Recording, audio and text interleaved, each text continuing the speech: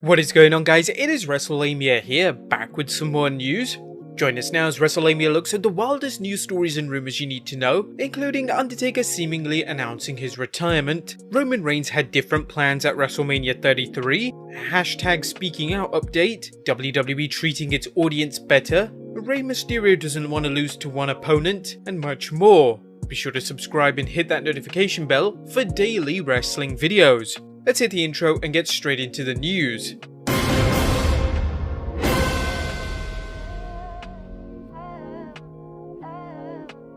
Now our first story looks at The Undertaker seemingly announcing his retirement.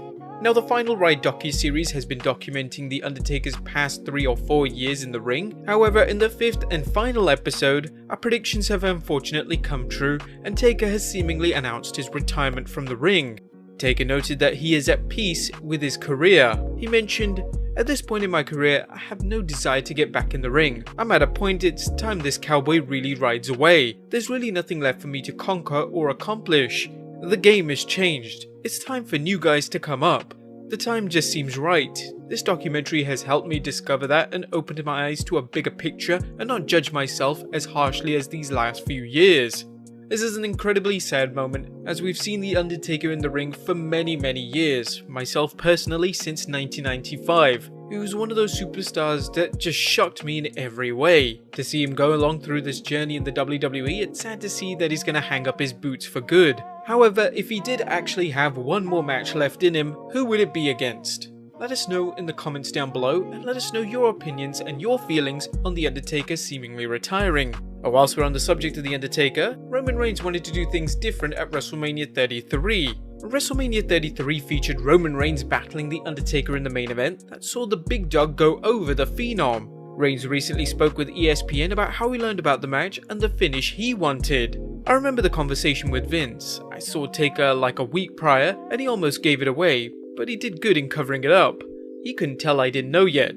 When Vince explained to me, I was just in awe. It's something that everybody who gets into the business wants, to get in the ring with The Undertaker. And I remember the first thing I thought was that I wanted to put him over. I wanted to lose. Immediately that was my instinct, out of respect.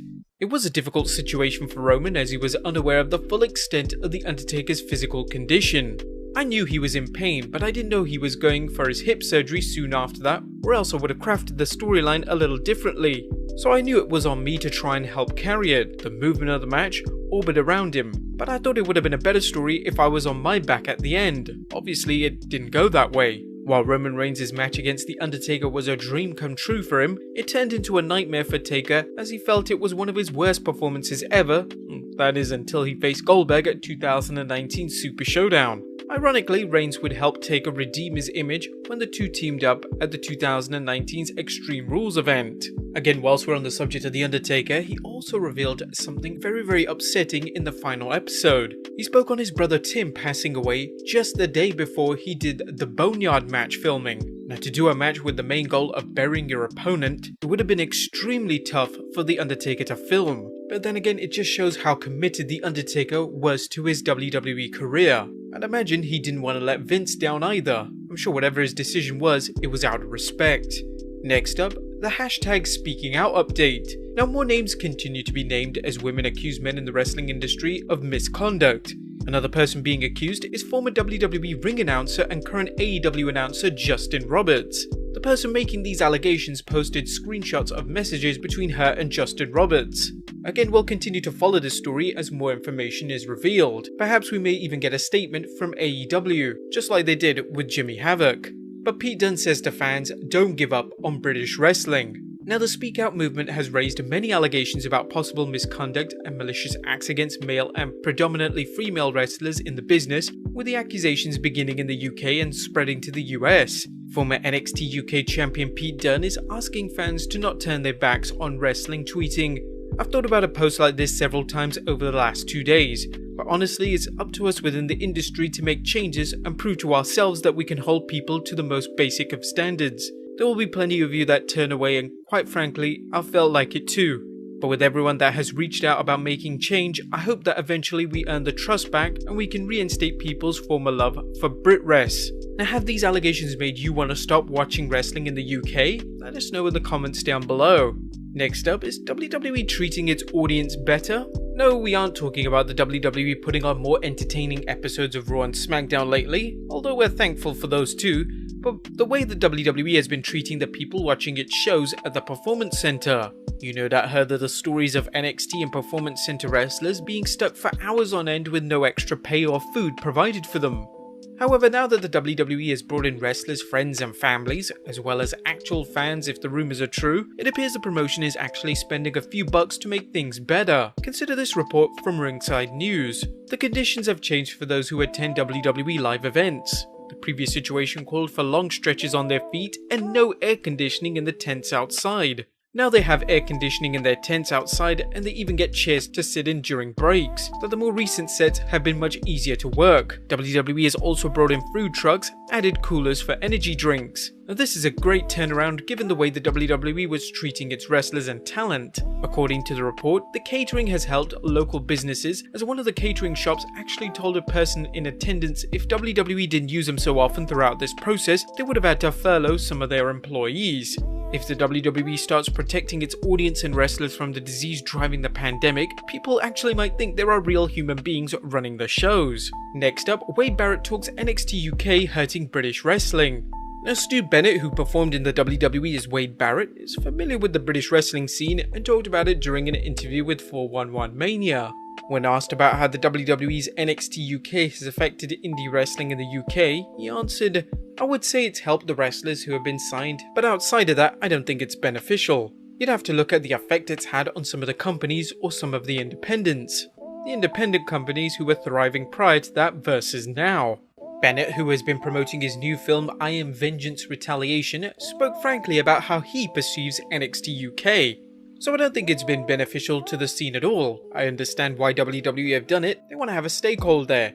It was not coincidental that NXT UK was brought out at the same time that WOS, World of Sport, which at the time was seen as a threat to WWE over in the UK.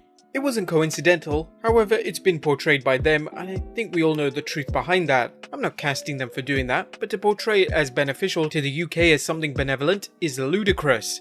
And as good as the product might be, it's certainly not something that's helped the UK independent scene." Bennett isn't the first person to criticize the WWE's move, and with rumors flying around that NXT UK might fall due to the ongoing health crisis, there's no telling how the overall wrestling scene in the UK will fare.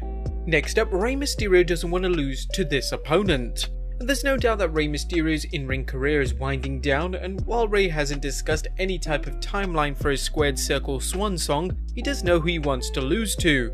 Mysterio appeared on the Rock Around the Ring and discussed he's opposed to facing his son Dominic in his last match. That's something that I would hate. I would hate to walk out and have my son take over on my last match. I think the torch has already been passed and will eventually again the day that we got to share a ring together and perform in front of fans.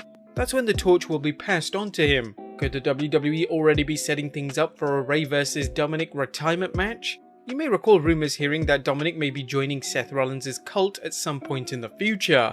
Is this a match you'd like to see for Rey's farewell? Let us know in the comments down below. And finally, Dustin Rhodes reveals the man behind the epic fail gimmick 7. Now, whether you're a long-time WCW fan or a WrestleCrap connoisseur, you've probably heard of Dustin Rhodes' short-lived character 7. Rhodes was working in WCW at the time and began appearing in some creep-tastic vignettes. A snippet from a 2017 pop culture article on the 7 character sums things up nicely. Enter 7, a poor man's hybrid of Goldust, The Undertaker, Sting, and the villains from the recent sci-fi film Dark City. He was built up as a fantasy character, shown in vignettes to be a mystical entity with supernatural powers. These vignettes tease the character's impending arrival, with Rhodes appearing in full makeup, standing ominously in the rain outside of a child's bedroom window. A wrestling legend has it that TNT's Standards and Practices Department, aka Censors, weren't thrilled with the concept, so WCW axed the character, with Dustin appearing in character only to renounce it as the latest stupid gimmick he's been stuck with. However, in a recent tweet, Dustin revealed the idea for 7 was all his. Rhodes tweeted, "No, my creation and I loved it. Russo put the kibosh on it." Another wrestling mystery solved, and if you like wrestling mysteries, be sure to check out our recent videos covering a number of wrestling mysteries that have puzzled fans throughout the years. But there you have it guys, the wildest wrestling news stories and rumors you need to know. Be sure to leave your comments down below, subscribe if you haven't already, follow us on Instagram and Twitter, and I'll see you next time with some more wrestling content.